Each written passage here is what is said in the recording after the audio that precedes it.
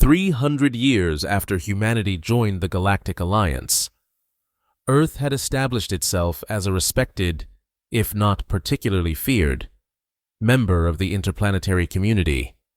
The classification of Deathworld had become a point of pride among planetary representatives, a formal recognition that a world's evolutionary crucible had forged exceptionally resilient species. Earth, once categorized as a Level 12 Deathworld, had seen its ranking steadily decline as humanity embraced technology that tamed their homeworld's natural threats. Elias Voss stood at the observation deck of the Galactic Council's orbital station, staring down at Arena Prime below, a massive artificial satellite constructed specifically to host the summit duels. His weathered face reflected in the crystalline viewport, lines etched by years of combat and loss. At 52, he was considered young by modern human standards, but the weight of his experiences made him feel ancient. "Ambassador Tulun is requesting your presence in the council chamber," announced the AI assistant embedded in his neural interface. "The motion to reclassify Earth has been formally submitted." Elias straightened his formal diplomatic attire, a stark contrast to the battle armor he'd worn for most of his adult life. As Earth's cultural representative, he had traded weapons for words, violence for diplomacy. The transition had never felt natural. "Tell him I'm on my way," Elias replied, taking one last look at the arena. The artificial environment generators were being calibrated, cycling through various deadly landscapes, from caustic swamps to gravity-warped canyons. Someone had challenged Earth. After 3 decades of peace, the summit duel system would be invoked again.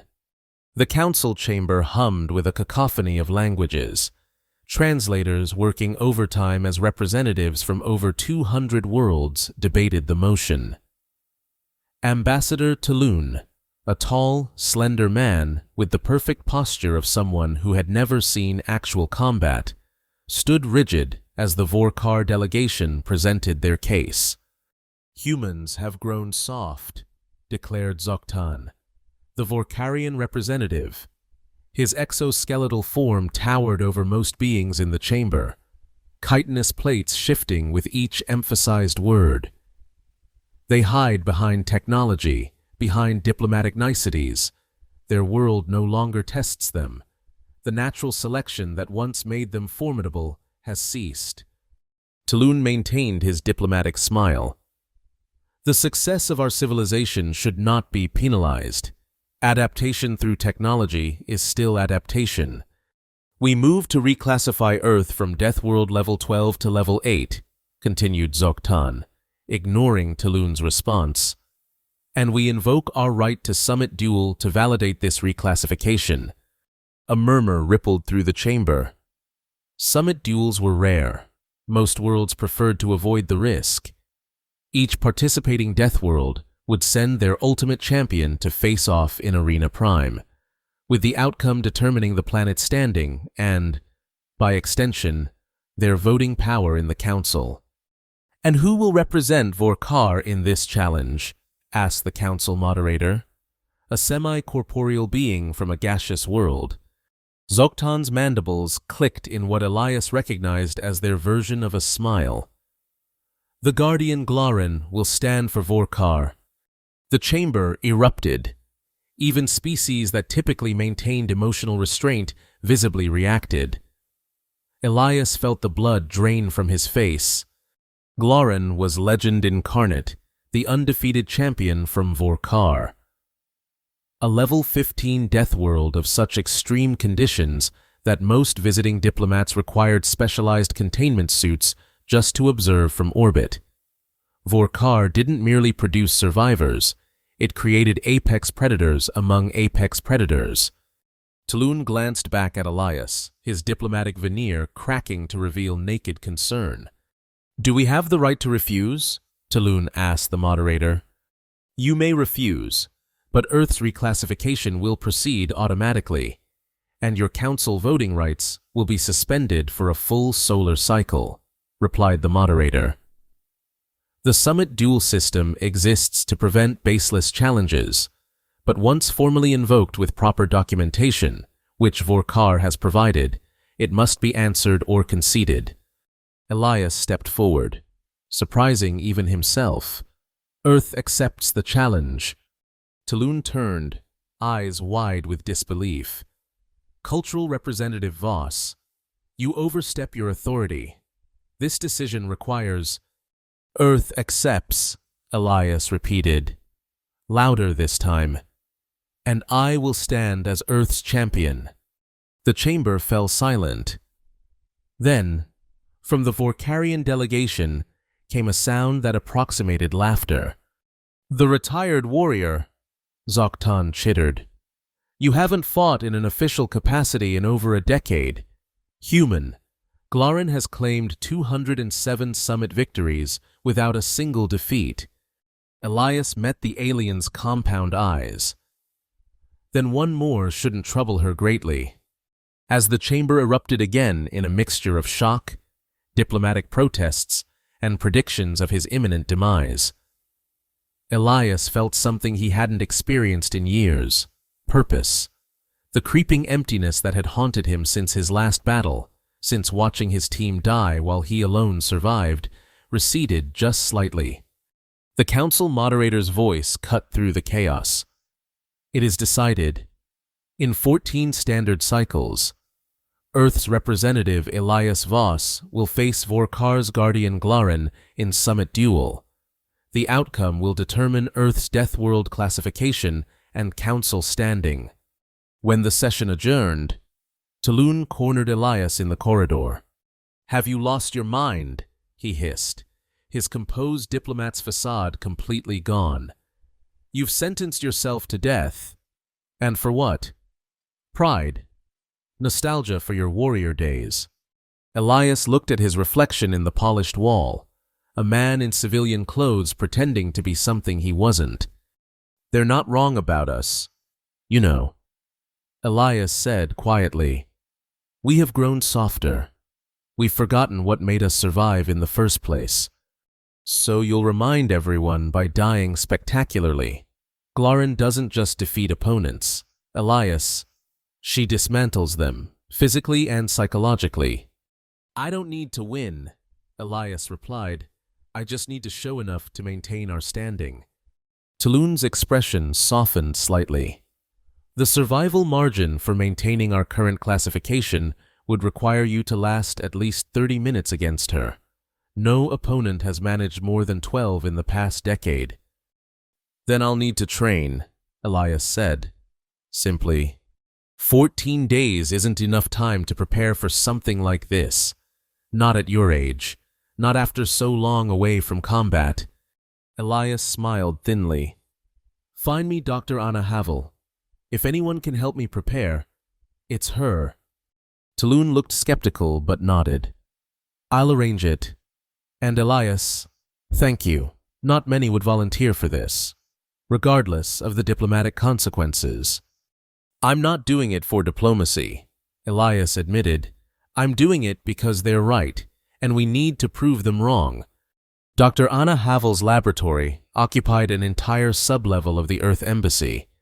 When Elias entered, she was elbow-deep in a holographic dissection of what appeared to be a Vorkarian exoskeletal specimen.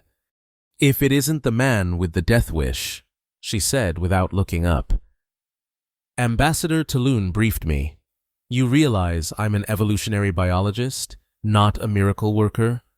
Anna was in her 60s, with short silver hair and the perpetually suspicious expression of someone who had spent decades questioning everything. Her reputation as Earth's foremost expert on alien physiology was well earned. I need to understand my opponent, Elias said, and I need a training regimen that might give me a fighting chance. Anna finally looked up, her augmented eyes scanning him with clinical detachment. Your musculature has atrophied by approximately 22% since your active service. Reaction time diminished. Bone density reduced from lack of high-gravity exposure. Can you help me or not? She sighed and gestured to a medical diagnostic chamber. Get in. Let's see what we're working with. For the next 4 hours, Anna ran every test imaginable: physical, neurological, psychological. When Elias finally emerged, she was looking at the results with a troubled expression. Your body is riddled with microfractures and poorly healed trauma, she said. 37% of your skeletal structure shows evidence of past breaks. Your right shoulder has degenerative damage. And your adrenal system shows patterns consistent with prolonged combat stress. Meaning you've already pushed your body past its natural limits once, she replied. Pushing it again could cause permanent damage or worse. Elias sat down heavily in a chair opposite her workstation. I don't have a choice. Anna pulled up a holographic display of a Vorkarian, specifically Glorin, based on public records. The figure rotated slowly, highlighting specialized biological adaptations. Glorin isn't just physically superior, Anna explained. Her species evolved on a world with ambient radiation levels that would kill most life forms in hours. Their cellular structure regenerates at a rate 50 times faster than human tissue. Her exoskeleton can withstand pressures that would crush a military transport. And her sensory systems can detect thermal variations of less than 1/10 of a degree. Weaknesses? Elias asked. Their metabolism runs incredibly hot. They can't sustain maximum exertion indefinitely. And while their regeneration is impressive, their nervous system doesn't recover as quickly as their physical tissue. Repeated trauma to the same area might overwhelm the regenerative capacity temporarily. Elias nodded, mentally cataloging the information. So I outlast her. Anna laughed bitterly. No human could outlast a Vorkarian in direct combat, but... She hesitated, then pulled up another display, this one showing various environments from Arena Prime. The environment might help you. Arena Prime doesn't just test physical prowess, it tests adaptability. The terrain shifts unpredictably during summit duels, and humans are nothing if not adaptable. Elias finished her thought. Exactly. You'll need every advantage. I've requisitioned the embassy training facility. We start immediately with cellular regeneration therapy, followed by intensive combat conditioning. Elias stood, a faint glimmer of hope taking root. There's one more thing I need. What's that? Access to Earth's historical archives, specifically prehistoric hunting techniques. Anna raised an eyebrow. Planning to go primeval on her? No, Elias replied. I'm planning to remind everyone, including myself, of what humans really are. The training was brutal. Each morning began with 3 hours of physical conditioning in progressively higher gravity settings, followed by tactical simulations against holographic opponents modeled after Glorin's previous duels. Afternoons were devoted to environmental adaptation, extreme temperatures, toxic atmospheres, varying gravity fields. By the 5th day, Elias could barely stand. His muscles screamed with every movement, old injuries flaring to life despite the regenerative treatments Anna administered each night. Your body is actually responding better than I anticipated, Anna said, reviewing his biodata. The cellular therapy is reactivating dormant recovery pathways. You're not getting younger, but you're getting more efficient. Elias lay on the medical table, breathing through the pain. Tell that to my joints. Pain is information, Anna replied clinically, and you need all the information you can get. During a rare break, Elias reviewed footage of Glorin's previous duels. The Vorkarian moved with terrifying efficiency. No wasted motion. No hesitation.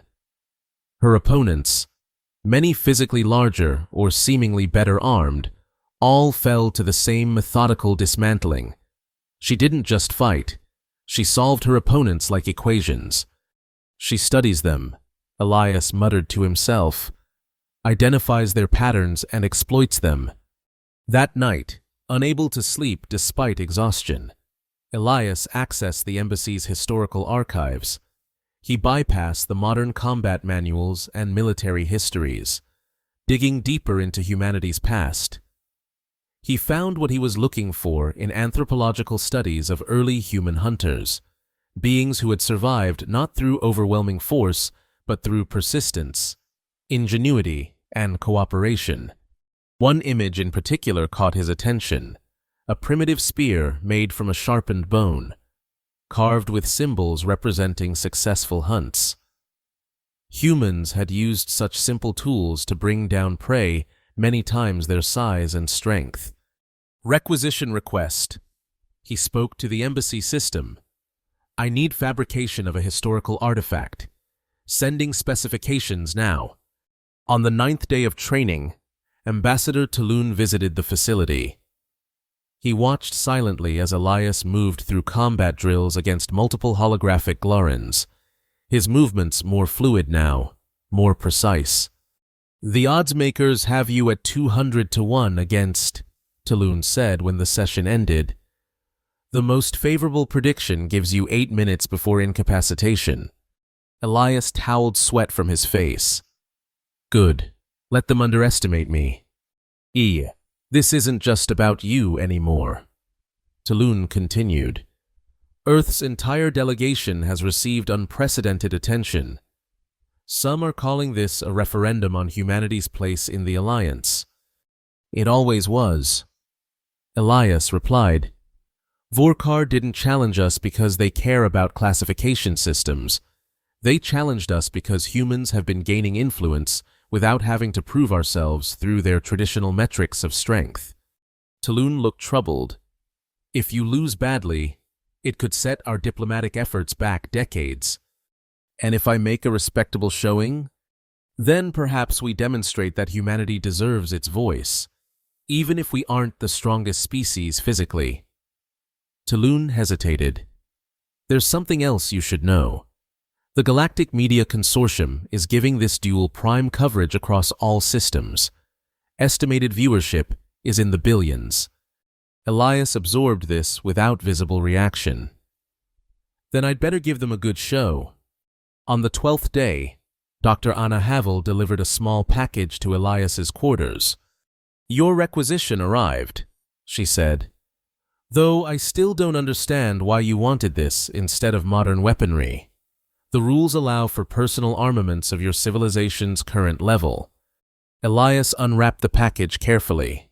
Inside lay a replica of a prehistoric human hunting spear, the shaft made of polished wood, the head crafted from synthetic bone but molecularly identical to the real thing. Along its length were carved symbols mirroring those used by ancient human hunters, stick figures in pursuit of larger prey. Astronomical markers and patterns that represented success against overwhelming odds. This is humanity's current level, Elias said, testing the weight and balance of the spear. We've just forgotten it. Anna looked skeptical. Sentimentality won't protect you from Gloran's exoskeletal plates. It's not about protection, Elias replied, running his fingers over the carved symbols. It's about remembering who we are. On the final night before the duel, Elias couldn't sleep. He sat in his quarters, the spear across his lap, and closed his eyes. In his mind, he saw the faces of his old combat team, all dead now, lost in a classified operation he wasn't supposed to discuss. He had survived when they hadn't, carrying that burden for years. I'm not fighting for myself tomorrow, he whispered to the empty room. I'm fighting for what we all believed in, for what humanity can still be. Dawn broke over Arena Prime, though the light was artificial, a perfect simulation of Earth's sunrise. The arena itself was a technological marvel, a 5-kilometer diameter circular platform that could transform its environment in seconds using molecular restructuring and gravity manipulation. Elias stood in the preparation chamber, wearing the simple combat suit he had requested, functional, protective, but deliberately understated compared to the high-tech armor he could have chosen. The primitive spear rested against the wall beside him. "Final medical check," Anna said, scanning him with a handheld device. "Your vitals are surprisingly good. The regenerative therapy has taken well. You've regained approximately 18% of your peak physical condition." "It'll have to be enough," Elias replied. Ambassador Tulun entered, his formal diplomatic robes replaced by the traditional garb of an Earth Second, a ceremonial position in the Summit Duel Protocol. "The viewing galleries are filled to capacity," he reported. "Every major world has sent representatives. The moderator has announced special rules for this duel, given the physical disparity between the competitors." "What kind of rules?" Elias asked sharply. "The standard 30-minute survival threshold for maintaining classification has been reduced to 15 minutes, in acknowledgement of Glaren's unprecedented record." Elias absorbed this with a frown. "They're expecting a slaughter." "Everyone is," Tulun admitted, "except, perhaps, me." An alert chimed, indicating 5 minutes until the duel would commence. Elias picked up his spear, feeling the weight of it, the weight of history, of the countless human ancestors who had survived against all odds with nothing but their wits and simple tools. "Any last advice?" he asked Anna. She hesitated, then spoke with uncharacteristic emotion. "Don't try to beat her at her own game. You can't. Find a different game." Elias nodded, then stepped toward the entrance to the arena. Tulun placed a formal hand on his shoulder. "Earth stands with you, Elias Voss." The massive doors slid open, revealing the transformed arena. What had once been a blank technological canvas had become a patchwork of environments, sections of desert, jungle, Arctic tundra, volcanic rock, and swampland, all seamlessly connected yet distinct. Above, the artificial sky displayed the flags and symbols of both competing worlds. Elias walked forward, his boots crunching on volcanic gravel that gradually gave way to jungle loam. The crowd's roar was distant, contained behind environmental barriers that kept the spectators safe while allowing them to view the combat. Across the arena, another set of doors opened. Glaren emerged, even having studied footage extensively. Elias wasn't prepared for the reality of the Vorkarian champion. She stood nearly 3 meters tall, her exoskeletal armor a deep iridescent blue-black that seemed to absorb light. Each movement was liquid grace despite her size, predatory in its efficiency. Her sensory apparatus, a complex arrangement of compound eyes and antenna-like structures, swiveled toward Elias immediately. "Human," her translator broadcast, the artificial voice unable to fully capture the clicking, chittering undertones of her native speech. "You honor your species by facing me, though it will not save you." Elias adjusted his grip on the spear. "I'm not here to be saved. I'm here to remind everyone what humans are." Glaren's head tilted slightly. "A primitive weapon? You insult me?" "Not primitive," Elias corrected. "Fundamental." The arena's announcement system activated, a neutral AI voice addressing competitors and spectators alike. Summit Duel Protocol activated. Earth Representative Elias Voss versus Vorkar Guardian Glaren. Standard victory conditions apply. Incapacitation, surrender, or environmental expulsion. Duel commences in 3, 2, 1. A resonant tone echoed across the arena. Glaren moved. Her speed was astonishing. One moment she stood 20 meters away. The next, she was nearly upon Elias. Her armored limbs extended in a strike that would have severed his spine had he not dropped and rolled. He felt the displacement of air as her attack missed by centimeters. Elias didn't counterattack. Instead, he sprinted toward the jungle section. Using the dense vegetation as cover, Glaren pursued, her larger form crashing through undergrowth that Elias navigated with nimble precision. "Running already?" her translator broadcast. "Your ancestors at least had the courage to face death." Elias didn't waste breath responding. Every word, every action needed purpose now. He reached a clearing where massive tree analogs created a canopy overhead. Perfect. He turned, spear raised defensively. Glaren emerged from the foliage, her exoskeleton showing not even a scratch from the dense vegetation. "Now you stand," she chittered, the sound expressing something the translator didn't capture. Amusement, perhaps, or contempt. Elias steadied his breathing. "Now I stand." She charged again, but this time Elias didn't evade completely. He pivoted, letting her momentum carry her past as he struck with the spear, not aiming for vital areas but for a joint in her exoskeletal armor. The spear glanced off, barely marking the chitinous surface. Glaren whirled with impossible speed, one limb catching Elias across the chest and sending him flying backward. He slammed into a tree trunk, the impact knocking the air from his lungs. Pain lanced through his ribcage, at least 2 fractures. His combat-trained mind assessed automatically. The arena's monitoring system displayed his vital signs for all spectators to see: elevated heart rate, minor internal bleeding, oxygen saturation dropping temporarily. 3 minutes had passed. Elias forced himself to his feet, spear still clutched in his hand.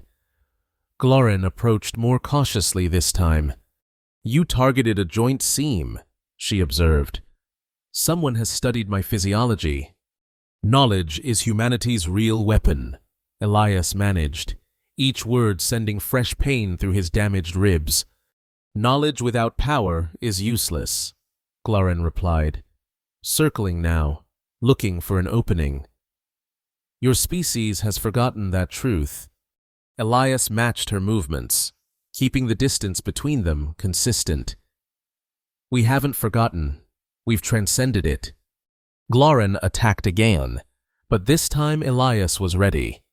He used the spear not as a weapon, but as a vault, planting it and launching himself over her charge, landing behind her and immediately running toward the border between jungle and swamp. The transition between environments was jarring, solid ground giving way to sucking mud and shallow, murky water. Elias splashed through it, heading for a particular formation he'd spotted during his initial survey of the arena.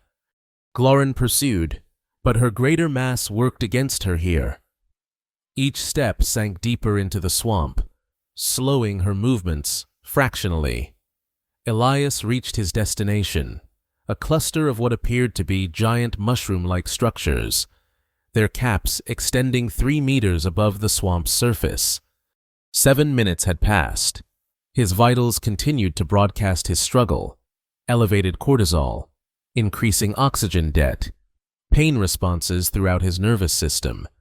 Glaren emerged from the deeper swamp, her exoskeleton now coated with a layer of mud and organic matter. These delaying tactics only prolong your defeat. Human. Elias positioned himself among the mushroom structures. Maybe that's the point. She charged again, but the swampy terrain reduced her speed. Elias struck one of the mushroom stalks with his spear as he ducked away from her attack. The stalk ruptured, releasing a cloud of spores that engulfed Glaren.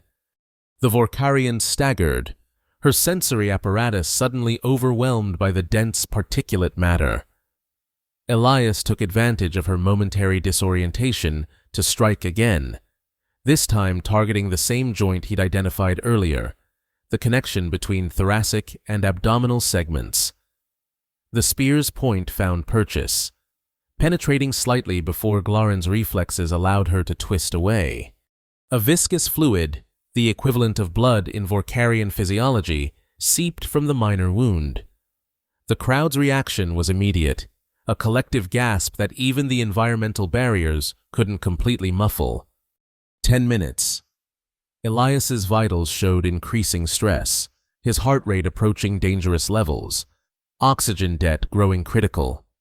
The regenerative treatments were working overtime, but they couldn't keep pace with the accumulating damage. Glorin's sensory apparatus cleared, and she focused on Elias with renewed intensity. "First blood," she acknowledged. "You have earned the right to a quick death." She attacked with methodical precision now, driving Elias from the mushroom cluster, forcing him toward the border between swamp and desert. Each time he tried to maneuver, she cut off his escape route, hurting him exactly where she wanted him. Elias felt his strength flagging. The spear seemed heavier with each passing minute, his reaction slowing imperceptibly. As they crossed into the desert section, the shifting sand beneath his feet made balance increasingly difficult. 12 minutes. The arena's monitoring system now displayed a warning indicator beside his vital signs, approaching critical threshold. The regenerative treatments were failing to keep pace with his deteriorating condition. Glorin sensed his weakening. "You have lasted longer than expected. Human, your species should be proud." Elias stumbled, catching himself with the spear. Sand billowed around his feet, creating a small cloud that temporarily obscured the ground between them. Glorin advanced cautiously, her sensory apparatus easily penetrating the minor visual obstruction. 13 minutes. Elias's vision blurred momentarily as his oxygen-starved brain struggled to maintain function. He had 2 minutes to reach the survival threshold for maintaining Earth's classification, but it might as well have been an eternity. Glorin launched forward in what was clearly intended as a finishing move, multiple limbs extended to trap and incapacitate. Elias summoned his remaining strength and threw himself sideways, rolling across the sand as her attack missed by millimeters.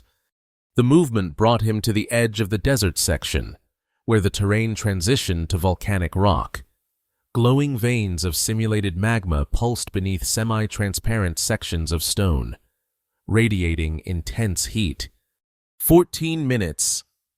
Elias's heart rate spiked dangerously, the monitoring system now showing critical warnings across multiple physiological systems. 1 more minute to reach the threshold. 1 more minute to prove humanity's worth.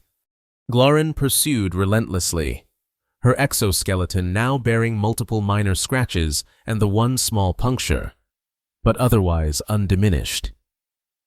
"Your determination is admirable," she said, circling again. "But biology cannot be overcome by will alone." Elias positioned himself near a particularly active magma vent, feeling the scorching heat against his back. The spear trembled slightly in his grasp, his muscles reaching their endurance limit. "You're wrong," he managed between labored breaths. "Will is how we survived before we had anything else. Will is how we became what we are." 14 minutes, 30 seconds. Elias felt his consciousness starting to fade at the edges, dark spots appearing in his peripheral vision. He wouldn't make it to 15 minutes if Glorin attacked again. So he attacked first, with a hoarse cry that carried all the determination of his species. Elias lunged forward, spear extended. The move was so unexpected, so contrary to the defensive pattern he'd established, that Glorin hesitated for a crucial fraction of a second. The spear didn't penetrate her armor. He hadn't expected it to. Instead, Elias used it to vault again, this time launching himself directly over Glorin. As he passed above her, he twisted in midair and drove the butt end of the spear down onto a specific point at the top of her thoracic segment, directly atop the neural cluster that Anna's research had identified as a potential vulnerability. The impact wasn't enough to cause serious damage, but it sent a shockwave through Glorin's nervous system, She staggered, momentarily disoriented, as Elias landed behind her and immediately collapsed to one knee, his body betraying him despite his will. 14 minutes, 45 seconds. The arena's monitoring system now showed Elias's heart rate dropping precipitously, not returning to normal, but failing. His oxygen levels plummeted. Consciousness was slipping away. Glarin recovered and turned, ready to deliver the final blow. She found Elias kneeling, using the spear to support himself, his head bowed. "You fought well," she said, raising a limb for the finishing strike. "Not finished." Elias gasped. With his remaining strength, he slammed the spear's butt into the volcanic rock beneath him, directly onto a thin section covering an active magma vent. The rock shattered. Superheated gas and molten material erupted upward, catching Glarin in the blast. Her exoskeleton, evolved to withstand extreme environments, protected her from immediate injury. But the sudden thermal shock triggered an involuntary defensive response. Her armor plates contracted sharply, temporarily restricting her movement. 15 minutes. The threshold was reached just as Elias's consciousness faded completely. His vital signs flatlined on the monitoring display, his body slumping forward onto the volcanic rock. The arena's medical response system activated instantly, stasis fields deploying around the fallen human. Glarin, recovering from the thermal shock, stepped back as medical drones converged on Elias.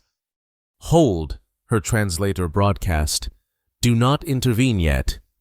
The drones paused, their programming recognizing a formal request from a dual participant. Glarin approached Elias's motionless form. With surprising gentleness, one of her limbs extended to lift the spear from where it had fallen. She examined the primitive weapon, her sensory apparatus focusing on the carved symbols running along its length.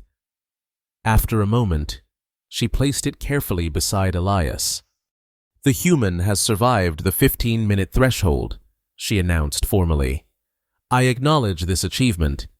The arena fell silent as Glarin, the undefeated champion of Vorkar, stepped back and made a gesture that the translation system interpreted for all spectators. "I recognize the courage of my opponent and declare this duel complete." It wasn't surrender. A Vorkarian champion would never surrender. But it was something unprecedented. Acknowledgement. The medical drones resumed their work, enveloping Elias in a stasis field and transporting him from the arena. As consciousness slipped away completely, the last thing Elias heard was the arena's announcement system. Threshold achieved. Earth's Deathworld classification under review by Council adjudicators.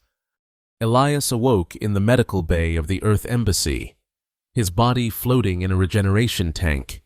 Through the transparent walls, he could see Dr. Anna Havel monitoring his vital signs, her expression uncharacteristically emotional.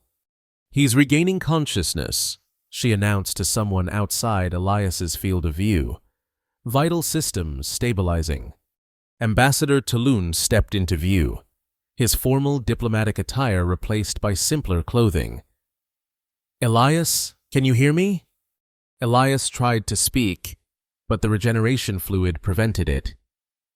Instead, he managed a slight nod. "The Council has reached its decision," Tulun said, his voice carrying an unusual intensity. "Based on your performance in the summit duel, Earth's classification has been upgraded."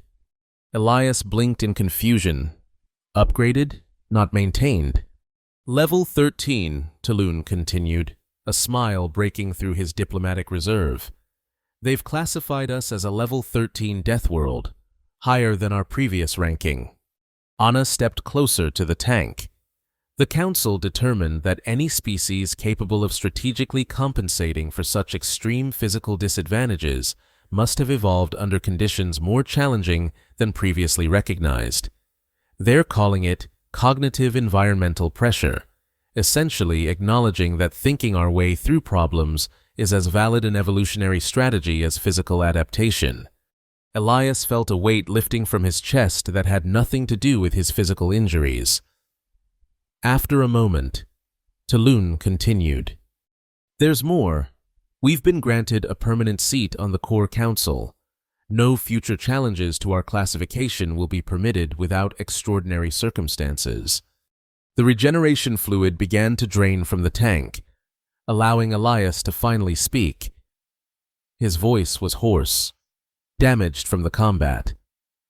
And Glarin? Vorkar? That's the most unexpected development. Tulun replied. Glarin has formally requested permission to study Earth culture.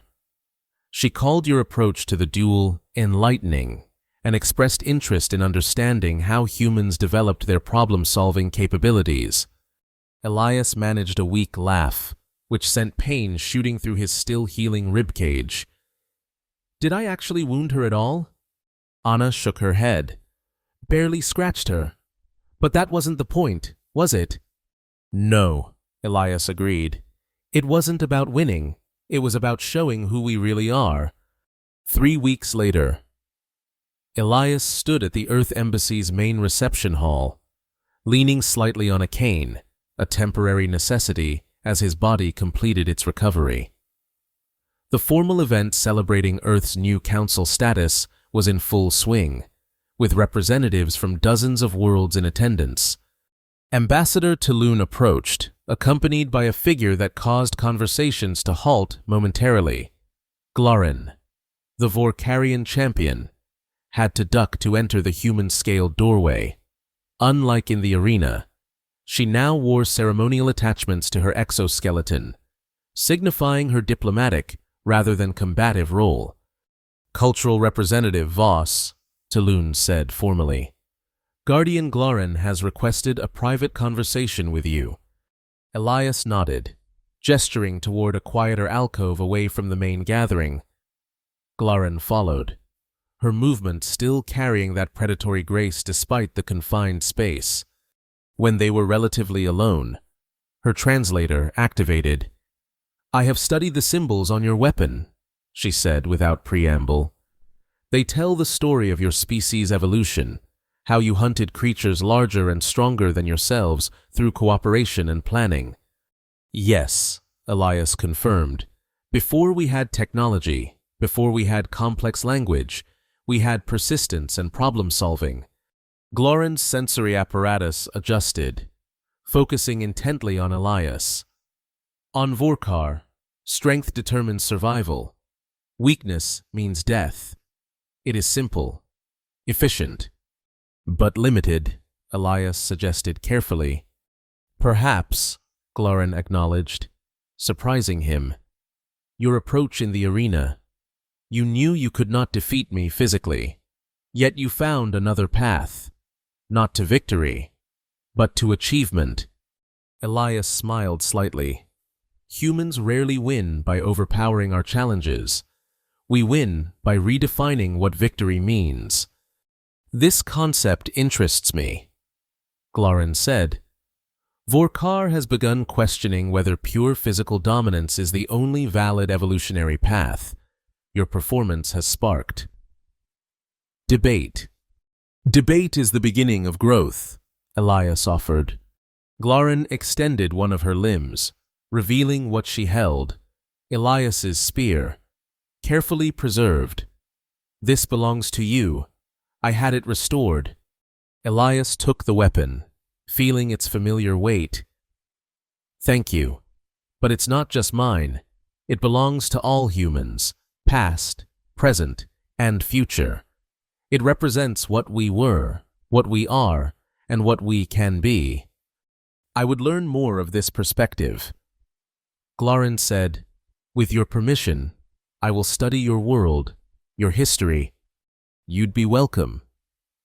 Elias replied, though I'm not returning to Earth immediately. I've accepted a new position. Oh? The Council has requested I establish a new educational program, teaching representatives from various worlds about humanity's approach to problem-solving and adaptation. They believe our cognitive strategies could benefit species that have traditionally relied solely on physical evolution. Glorin made a gesture that her translator didn't immediately interpret. After a moment, it offered approval, respect. "Would you consider being my first student?" Elias asked. The Vorkarian champion's response came without hesitation. "I would be honored. Human Elias Voss." As they rejoined the reception, Elias noticed the changed atmosphere. Representatives from worlds that had previously dismissed humans now approached with interest rather than condescension. The summit duel, broadcast across the galaxy, had shifted perceptions. Later that evening, alone in his quarters, Elias placed the restored spear on a display stand. His fingers traced the ancient symbols, stick figures hunting together, astronomical markers charting seasonal changes, patterns representing triumph against overwhelming odds. "We haven't forgotten," he whispered to ancestors long dead. And now, neither will they. In the years that followed, Elias never returned to combat. Instead, he dedicated himself to teaching, not just aliens but young humans as well, about what truly made humanity resilient. Not technology, not physical strength, but the ability to face impossible challenges with creativity, cooperation, and indomitable will. And occasionally, on special anniversaries of the summit duel, Glorin would visit Earth, not as a champion of Vorkar, not as a predator among prey, but as a student of a different kind of strength, the kind that didn't conquer through force, but persisted through ingenuity. Together, they would walk through natural preserves where humans once hunted with nothing but simple tools and determination. And Glorin would listen as Elias explained how his species had survived not because they were the strongest, but because they refused to accept that strength was all that mattered. In the end, he would tell his students, both human and alien, the greatest victory isn't defeating your opponent, it's transforming them into something more than they were before. And across the galaxy, in council chambers and educational institutions, in diplomatic missions and cultural exchanges, the story was told again and again, the moment humanity stared down the toughest Deathworld champion and reminded the galaxy of what true strength really meant.